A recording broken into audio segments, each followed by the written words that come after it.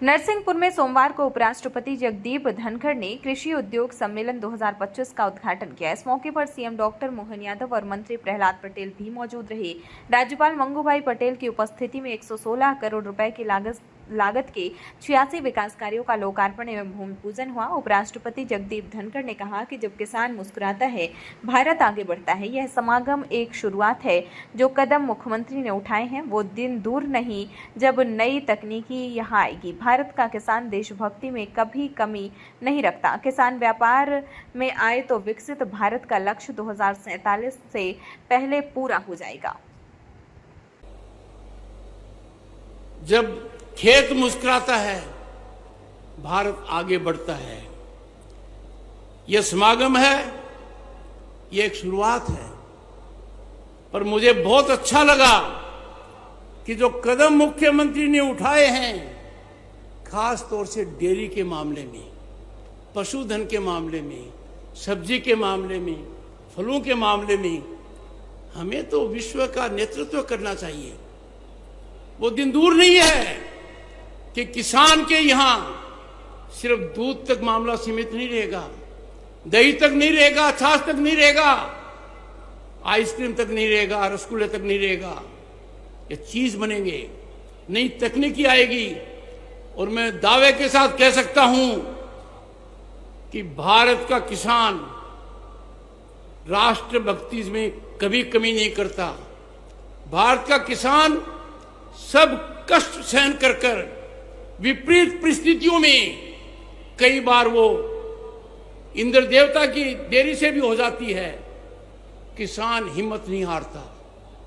किसान को यदि अगर प्रेरित किया जाएगा कि किसान उद्योग में पड़े, किसान व्यापार में आए, तो देश की अर्थव्यवस्था और विकसित भारत का जो लक्ष्य है वो 2047 से पहले हासिल हो पाएगा। एक जैसी बात नहीं कर सकते। तो गन्ना पूरे साल की एक फसल है, लेकिन मक्का एक फसल नहीं है भाई साहब। मक्का दो फसल है, एक खरीफ की, एक रबी की। मैं आज आपके गन्ना उद्योग के लिए, हमारे लिए स्प्रिंकलर की आपने बात कही है और इसका लक्ष्य बढ़ाने की बात कही। मैं यहीं से घोषणा करता हूं कि गन्ना उत्पादकों को स्प्रिंकलर के लक्ष्य बढ़ा करके कम पानी के लिए प्रेरित करेगी हमारी सरकार। इसी प्रकार से गन्ना खेती में जो मशीनें लगती है, उन सभी को भी लक्ष्य से बढ़ाकर दिलाने की बात कर रहा हूं। हमने तो ये प्रदर्शनी इसीलिए लगाई है कि ये सारी प्रकार की प्रदर्शनी खेती किसानी को बढ़ावा देने के लिए।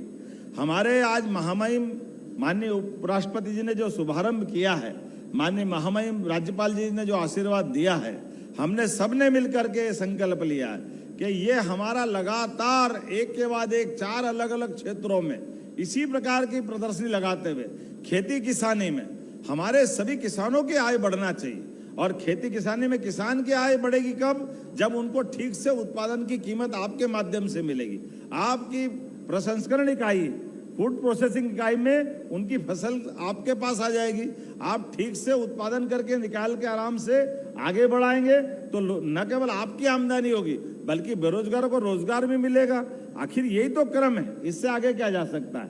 इसलिए हमने न केवल खेती, बागवानी, फलोद्यान सभी में आगे बढ़ा रहे हैं और समान रूप से, इसलिए बजट भी डबल कर दिया और हम लगातार मॉनिटरिंग भी कर रहे हैं। अलग अलग विभाग जुटते एक बात करते थे, हमने कहा एक साथ एक प्लेटफॉर्म पे आओ, एक साथ बात करोगे और पूरा समय देकर।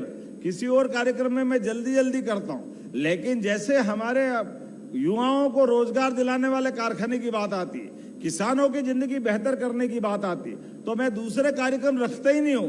एक ही कार्यक्रम रखता हूं जिसमें मध्य प्रदेश भी आगे बढ़े और आप सबके माध्यम से हमारा देश भी आगे बढ़े।